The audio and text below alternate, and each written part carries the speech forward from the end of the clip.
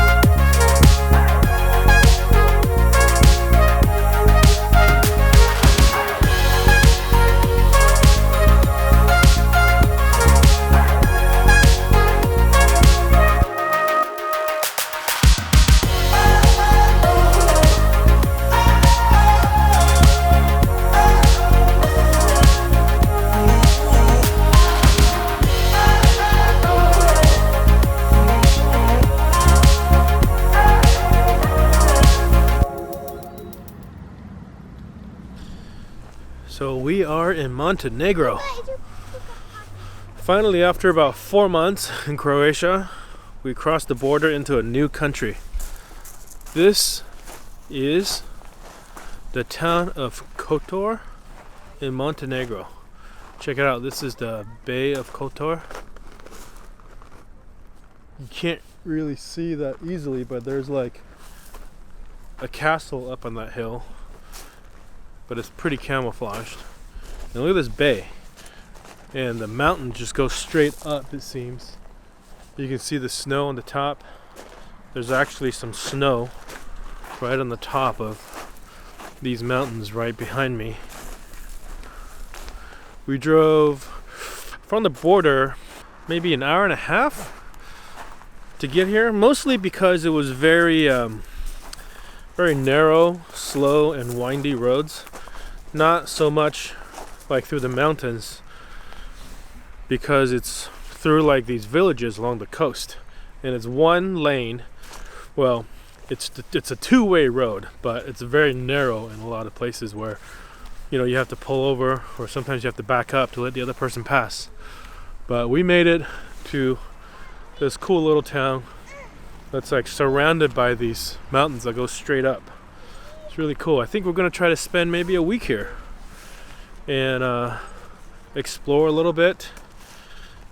Again, this is pretty much the off season. Nobody's here. We're parked right here in the lot. That's a free parking lot for large vehicles. People have overnighted here before. I think I'm gonna try to overnight here as well tonight, but I'm not sure if the town officially allows it. So we're gonna go to a coffee shop, get some coffee, and use their Wi-Fi, and just kind of see how things feel around here.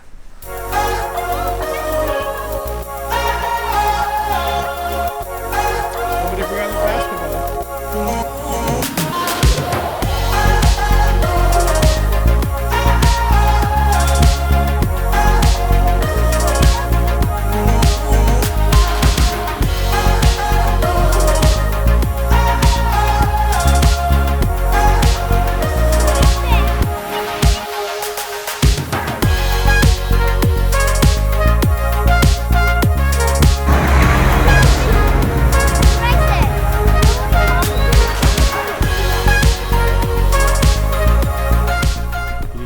We're now in this old town in Montenegro, and it's called Kotor. Say the name of the town. Kotor. Like that. This town dates back to the 1st or 2nd century BC. It's super old. And it's one of the oldest towns in the area.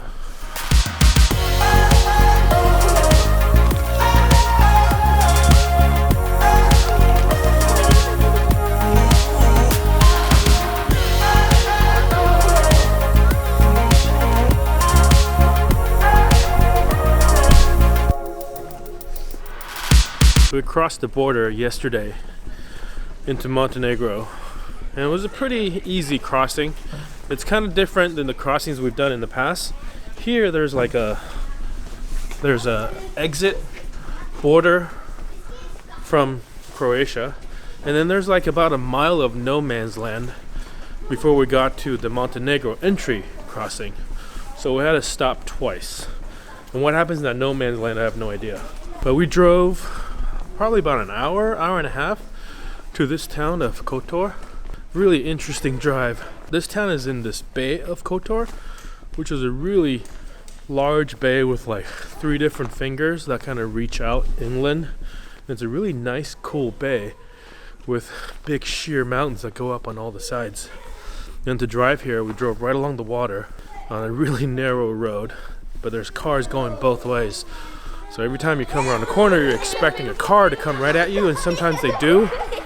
And then when they do, you have to figure out who's gonna back up and who's gonna go around. It was slow going, but it was a beautiful drive. So last night, we found a parking lot just outside the town of Kotor. It's right at the end of one of the fingers of the bay. Very end, pretty much on the very end. Just parked there overnight.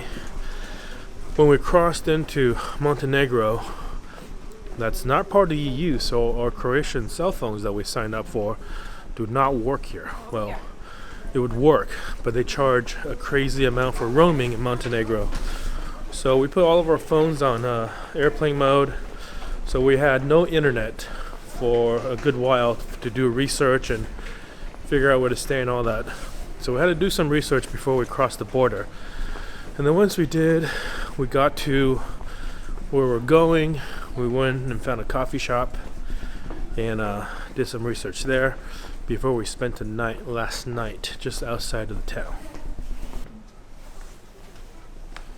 If you haven't noticed, this town is also famous for all the cats that are here. So if you're familiar with our kids, this is like heaven for them.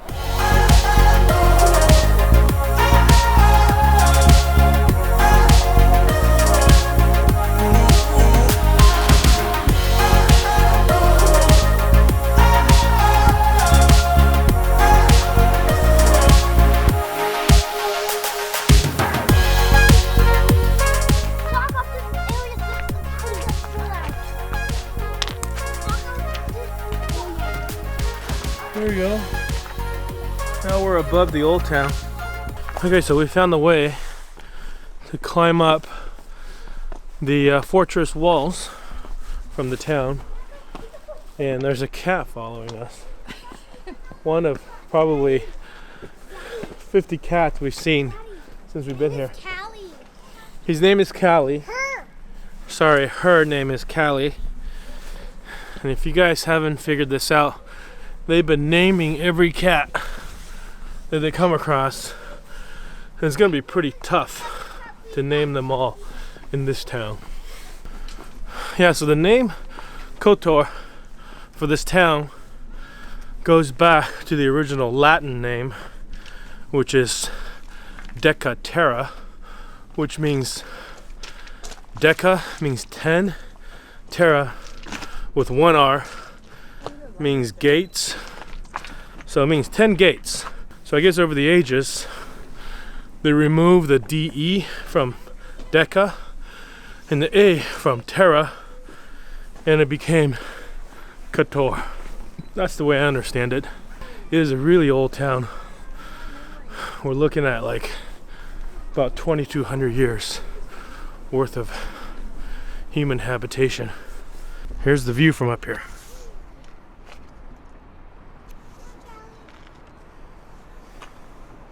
There's a parking lot right there.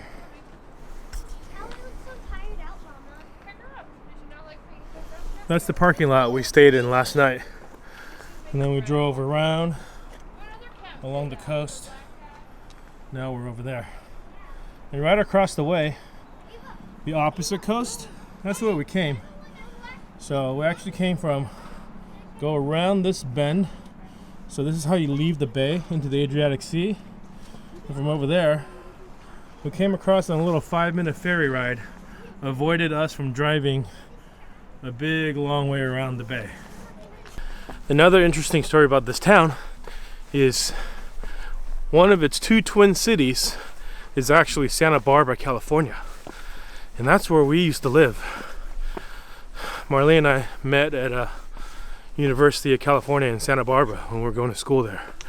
And we lived there, and then subsequently the town of Ventura, 30 miles south, for, I don't know, a good 20 years of our lives. Oh yeah, she likes being held now? No, I'm just holding her scruff. She's purring. Oh look, it looks like this thing has a happy face with a rock on the bottom. Oh, she's She still doesn't eating look her. very old. She's probably just like a couple years old. Is she making bread Nice. on mommy? Yeah. She's making bread on me. This town has become really popular for tourism in the last couple of years. So now, right there in the water, there's actually frequent cruise ships that come here during the high season. But of course, this is the low season. Hardly anybody is here. You know, we're far enough south where it doesn't really snow here, except for the mountaintops. Can't really see snow over here, but you definitely see snow over there. The way the geography of this area is really interesting. It's a huge bay inside the Adriatic Sea. And by the looks of it, you think it's like a fjord carved by glaciers, but glaciers never actually came down this far. So this is actually what they call a ria, which is an ancient submerged river canyon.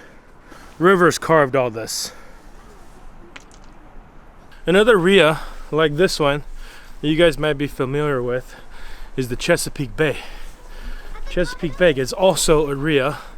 It is a bay carved by rivers that looks like it would have been carved by glaciers, except glaciers, again, never went that far. Montenegro is a pretty new country. In fact, as recently as 2006, it was part of Serbia. It was called Serbia and Montenegro. This is a long walk. It's a lot of climbing. Between 2003 and 2006, it was called Serbia and Montenegro. And before that, between 92 and 2003, that was called the Republic of Yugoslavia, I believe. And that was supposed to be the new Yugoslavia after all the other countries declared independence and obviously fought a bunch of wars in the Balkans over that. But in 2006, Montenegro declared its own independence. So since then, it's been its own country called Montenegro. The populations are mostly about 50% are Montenegrins, and then something like 30 or 40% are Serbians, and then there's like a small 6 or 7% that's Croatians. So there's still a lot of mixture of culture and nationalities here. But you know, they speak the same language. It's called Serbo-Croat. The big difference is that they use both the Croatian alphabet and the Cyrillic alphabet. So in some places you'll see Cyrillic. How did you get up here? Hi. Don't fight our new cat, okay? Well, this is as far as we're gonna climb. No, It's gonna get dark, No. and I'm not climbing up any further. Luca wants to go to the snow. We are a lot closer to the snow. I don't think you can get there anyways. Go. They're like, yeah, just kibble. Well, as you can see, it's getting pretty dark, so we're gonna try to head down to the bottom of the hill and try to hail a taxi to get back to where we're staying. Interesting fact about Montenegro. I have a friend who was from Germany, and I used to work with him, and I do some work with him now. His name is Andre. So if you're watching, Andre, what's going on? He told me that Montenegro used to use the Deutschmark as their official currency, unofficially, which is pretty interesting because when Germany joined the European Union and switched over to the EU, they were not printing the Deutschmark anymore, which meant Montenegro was the only country using the Deutschmark in the world, unofficially. So since then, they've switched over from using the Deutschmark to the euro. Even though they're not in the European Union yet, they're using the euro as their official currency, unofficially. It's kind of interesting to come from Croatia and then cross over to Montenegro. You know, we were trying to use up all of our kunas before we left, and now here we're using euros. And price-wise, seems like it's a little bit cheaper than Croatia for most things. You know, here in kind of touristy parts, Kotor is probably, I want to say, I was reading that it was like the 4th or 5th biggest city in the country, and it's a really small country. It's I think 600,000 people altogether, and the 4th or 5th biggest city in that country has about 16,000 residents. Because of its geographic location and the history with this castle wall, this fortress, that's very popular, especially within the last couple of years. Today, for example, we pay like 3.5 euros for a big draft beer, 2.5 euros for an order of French fries, and yesterday I think it was €1 for a cup of coffee. So relatively speaking, it's cheaper than the US and maybe just slightly cheaper than Croatia, but not by much. Hope you guys enjoy this little walk and tour in this old town of Kotor in Montenegro and the hike up this old fortress. Sun is quickly setting, so we're gonna have to get back to our place as fast as we can before it gets too dark. Thanks again, I'll see you guys in the next video.